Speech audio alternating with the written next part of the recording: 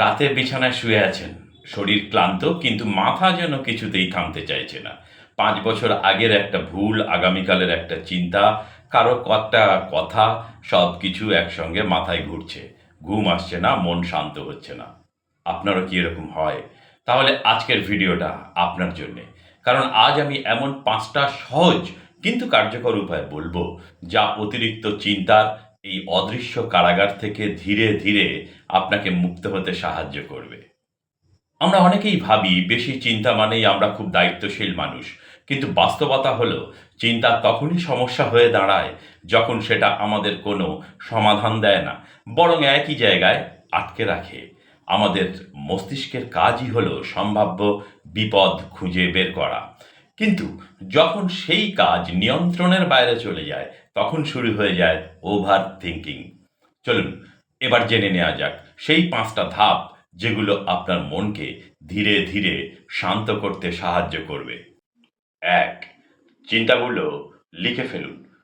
ধরুন আপনার মাথায় একসঙ্গে ১০টা চিন্তা ঘুরছে। যতক্ষণ এগুলো আপনার মাথার ভেতরে থাকে ততক্ষণ মনে হয় সমস্যাগুলো বিশাল। কিন্তু একটা সাদা কাগজ নিয়ে সব লিখে ফেলুন। কি নিয়ে চিন্তা করছেন, কেন চিন্তা করছেন, এর মধ্যে কোনটা আপনার নিয়ন্ত্রণে। দেখবেন অনেক চিন্তাই আসলে ততটা বড় নয় যতটা আপনি ভেবেছিলেন। লেখার সময় মস্তিষ্ক যেন নিজের ভেতরের অগোছালো আলমারি একটু একটু করে গুছিয়ে নিতে শুরু করে। আজ রাত থেকেই সেটা চেষ্টা করুন। মাত্র ৫ মিনিট সময় দিন। ২. নিজেকে সময় বেঁধে দিন। এখন একটা প্রশ্ন করি, আপনি কি সারা দিনই একই বিষয় নিয়ে ভাবেন? যদি উত্তর হয় হ্যাঁ, তাহলে এখানেই হলো আপনার সমস্যাটা। চিন্তাকে সারা দিন সময় দেবেন না, বরং বলুন, আমি এই বিষয়টা নিয়ে সন্ধ্যা ৭টা থেকে ৮টা ৫ পর্যন্ত ভাবব। সময় শেষ, ব্যাস, এবার অন্য কাজে মন দিন। এটা শুনতে অদ্ভুত লাগলেও এই ছোট্ট একটা অভ্যাস আপনার মস্তিষ্ককে শিখিয়ে দেবে সব চিন্তা সবসময় জরুরি নয়। আর এই নিয়ন্ত্রণই ধীরে ধীরে আপনার মানসিক শান্তি ফিরিয়ে দেবে। ৩. বর্তমান মুহূর্তে ফিরে আসুন। একটা বিষয় খেয়াল করছেন, অধিকাংশ দুশ্চিন্তা হয় এমন দুটি বিষয় নিয়ে যা ইতিমধ্যে হয়ে গেছে অথবা যা এখনো ঘটেনি। অর্থাৎ আমরা খুব কম সময়েই বর্তমান মুহূর্তকে নিয়ে ভাবি। নিজেকে জিজ্ঞাসা করুন, এই মুহূর্তে আপনি কি নিরাপদ? বেশিরভাগ সময় উত্তর হবে হ্যাঁ। তাহলে কেন ভবিষ্যতের জন্য কষ্ট পাচ্ছেন, যা এখনো আসেইনি? আজ যা করতে পারবেন সেটুকুই করুন। আগামীকাল আগামীকালের হাতে ছেড়ে দিন। ৪. নিজের শ্বাসের দিকে মন দিন। যখন মন খুব অস্থির হয়ে যায়, তখন কোনো বড় সমাধানের দরকার হয় না। দরকার হয় মাত্র ১ মিনিট। চোখ বন্ধ করুন, ৪ সেকেন্ড শ্বাস নিন, তারপর ধীরে ধীরে ছেড়ে দিন। এভাবে কয়েকবার করুন। আপনি লক্ষ্য করবেন আপনার মন ধীরে ধীরে শান্ত হতে শুরু করেছে। কারণ যখন আপনি শ্বাসের দিকে মন দেন, তখন মস্তিষ্ক অতীত আর ভবিষ্যৎ থেকে সরে এসে বর্তমানকে অনুভব করতে শুরু করে। অনেক সময় সবচেয়ে বড় পরিবর্তন শুরু হয় সবচেয়ে ছোট্ট একটা অভ্যাস দিয়ে।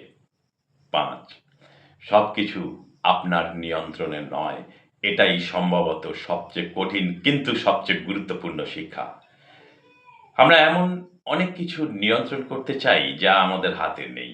মানুষ কি ভাববে, কি হবে, ভবিষ্যতে কি অপেক্ষা করছে, এসবের কোনো নিশ্চিত উত্তর কারোর কাছে কিন্তু নেই।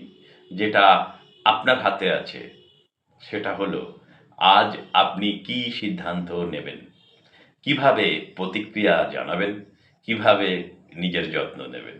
যেদিন আপনি মেনে নিতে শিখবেন যে সব কিছু নিয়ন্ত্রণ করা সম্ভব নয়, সেদিন থেকেই আপনার ভেতরে এক অন্যরকম শান্তির জন্ম হবে।